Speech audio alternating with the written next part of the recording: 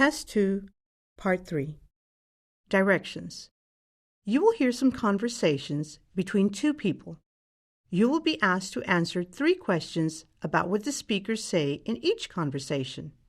Select the best response for each question and mark the letter A, B, C, or D on your answer sheet.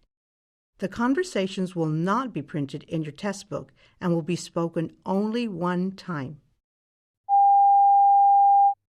Questions 41 through 43 refer to this conversation. Hi, I'm sorry I'm late. The traffic on 35E was impossible. Really? But it's not even rush hour. I know, but it's summertime and there's a lot of construction. Well, anyway, I suppose we shouldn't waste any more time. We've got a lot of work today before the big presentation tomorrow. Oh, I cannot wait until it's all over and done with. I have such a fear of public speaking. What's there to be afraid of? You know the material better than anyone in the class. It's all mental. It has nothing to do with the material. But whenever I stand up in front of other people, I start trembling. My mouth goes dry, I start stuttering, and I also fidget with my hands. Now you're making me nervous. We better practice a lot. Certainly the content is more important than delivery, but people need to understand what you are saying. Okay, let's finish putting together the last of the pages for the PowerPoint presentation, and then we'll rehearse until it's perfect. If I say the presentation enough times, I think the words will flow easier tomorrow.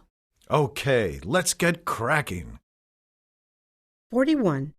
What is the reason for the traffic on 35E?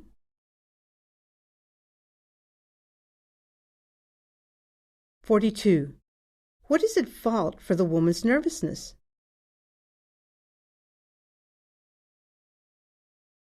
(43) What, according to the man, is the most important part of the presentation?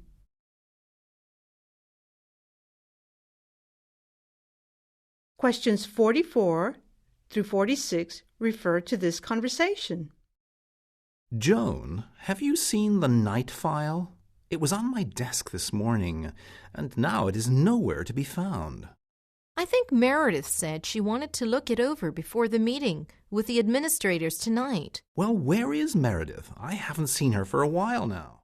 I think she's out for a few hours. She said something about meetings at the other office. I'm not sure, to tell you the truth. I'll have to call her on her cell, and I really need that file. I need to have it memorized by the meeting tonight, and I haven't even glanced at it yet. Okay, call her. But be warned, she always turns her phone off when she's in meetings. Oh, no. Well, I suppose it's my own fault for saving it until the very last moment. She probably assumed that I had already looked at it, considering it's been in my possession for the last 3 days. So what are you going to do if you don't get a chance to read it? Wing it, I guess, and let Meredith do most of the talking. 44. Why does the man want to find Joan? 45. What is the man upset about? 46. What will the man probably do at the meeting tonight?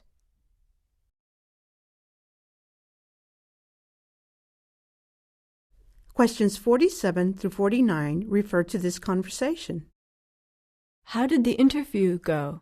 Do you feel confident? I honestly have no idea what to think about the interview. What do you mean? I was extremely nervous. My palms were sweaty and I stuttered on almost every question. You don't strike me as the type of person who gets flustered. I usually don't. But this man was so intimidating. He had such an arrogant presence to him. After the question, he leaned back in his chair and crossed his arms as if he had just dared me to answer a question and expected me to fail. I'm sure that was just his strategy. He probably wanted to observe how you handled pressure. It really threw me off guard. I really wish I could have come off as more confident. Well, don't forget that the decision is not entirely dependent on the interview. You have an outstanding academic record. You did an impeccable job on your application, and I have no doubt that your references will sing your praises to them as well. 47. What effect did the interviewer have on the man?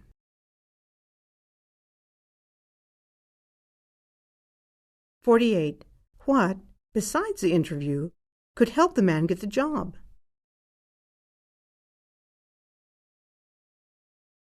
49. What is the woman's opinion?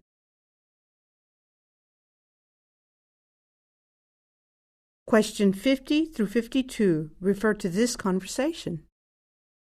Here it is. Carousel A. And it says right here on the monitor that this has the luggage for flight 532 arriving from New York. It sure is crowded here. We're going to have to really push and shove to get to our luggage. Well, we don't have to be at the convention center for another 3 hours, and both the hotel and the center are only minutes away from the airport. What do you say we go and get some coffee over at that coffee stand in the corner? That's a good idea. We can let the crowd die out a little bit and then come claim our luggage. Plus, I'm falling asleep. I could really use a caffeine kick. Let's go then. My treat. You don't have to do that. Let me get it. No, I insist. Consider it a small thank you for letting me ride with you to the airport this morning. Okay, but I'll get the coffee on the way back. Deal. 50. Where are the two individuals? 51. Why are they going to get coffee? 52. Why does he want to pay for the coffee? Questions 53 through 55 refer to this conversation. Excuse me, is this Dr. John Evans' office? It sure is. Do you have an appointment? No, actually. His name was given to me by a colleague. I've been suffering from insomnia for the last few months. I've gone to MDs and taken herbs, and nothing seems to work. I thought a psychologist might help me work through the stress that is causing the insomnia. That sounds like a reasonable solution to me. Now, Dr. Evans is booked every day, so I'm afraid you can't see him without an appointment. I figured that much. I just came to the actual office instead of calling because I was in the area. Can I make an appointment with you then? Definitely. We'll schedule you first for a half-hour consultation. After that consultation, Dr. Evans will suggest how often you should come, and we'll schedule accordingly. That sounds good. When can I get an appointment?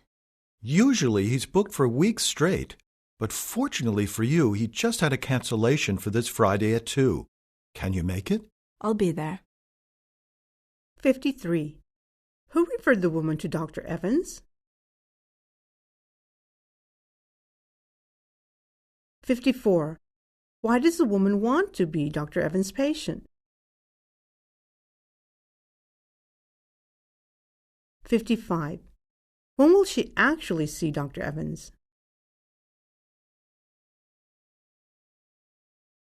Questions 56 through 58 refer to this conversation. Are you just getting back from work now? It's late. I know. I had the greatest day, though. You are the only person I know who comes back from 14 hours of work and calls it a great day. Well, this new job is very exciting for me.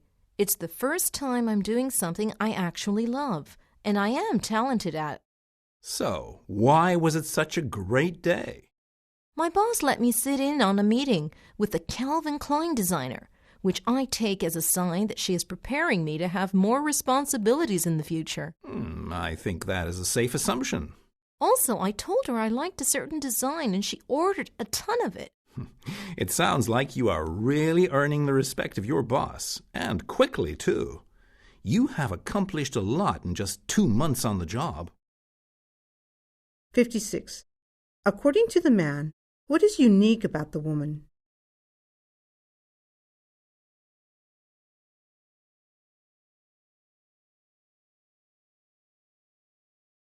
57. What does going to the Calvin Klein meeting probably mean for the woman?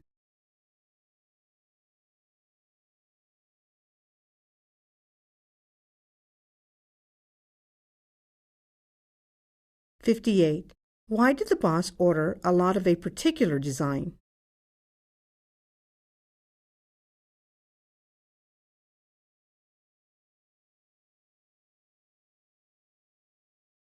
Questions 59 through 61 refer to this conversation. Are you leaving for home already, Ed? It's only 3:30.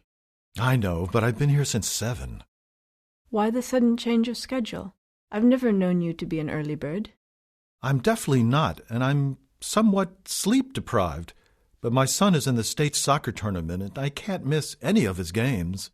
You are such a dedicated father, and an employee at that. I'm not nearly as efficient as you are in the office, but the first thing I do when I come home is take a nap.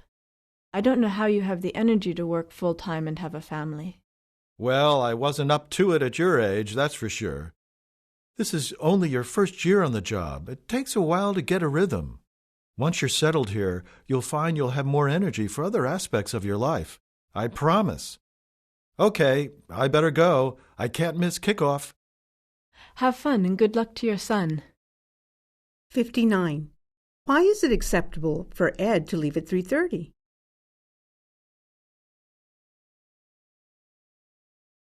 (60) What does the woman admire about the man? 61. How does the man reassure the woman?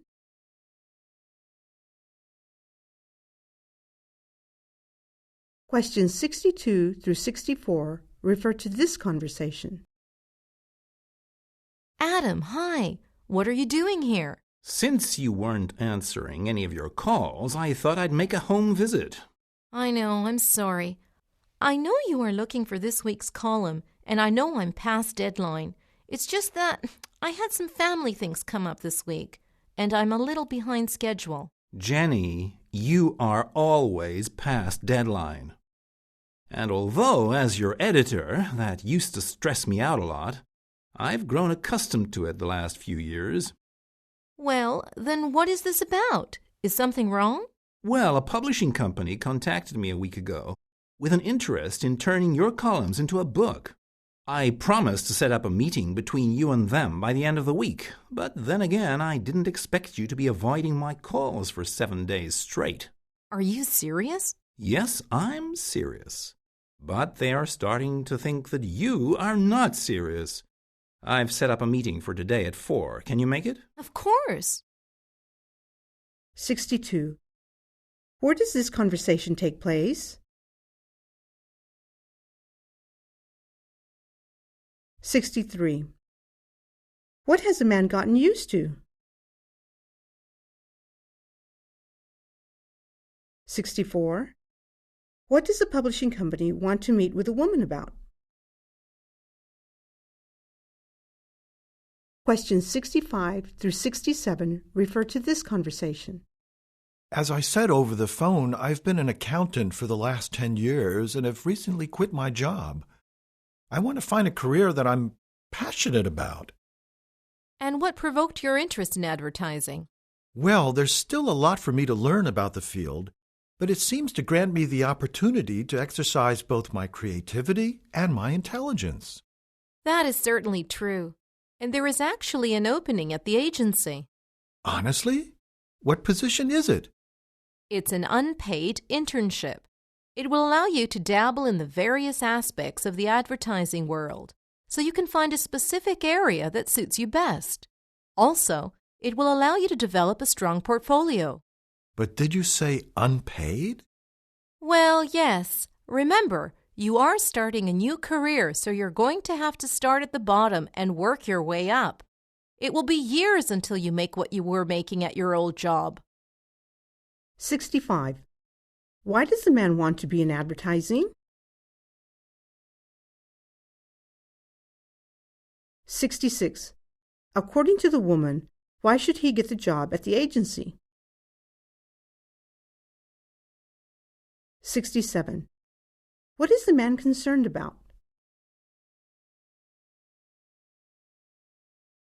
Questions 68 through 70 refer to this conversation. Do you think James will get the promotion? He definitely has a good chance and certainly deserves it. But remember, Paul is the boss's nephew, and he is also up for the job. But Cindy is a fair boss.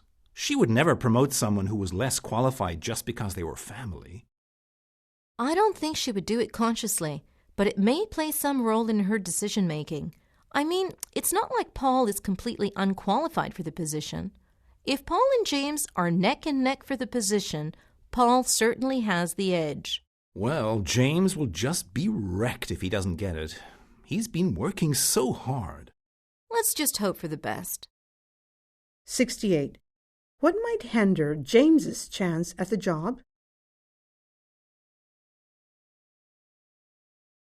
69. What does a woman think about Paul? 70. What does the man know about Paul?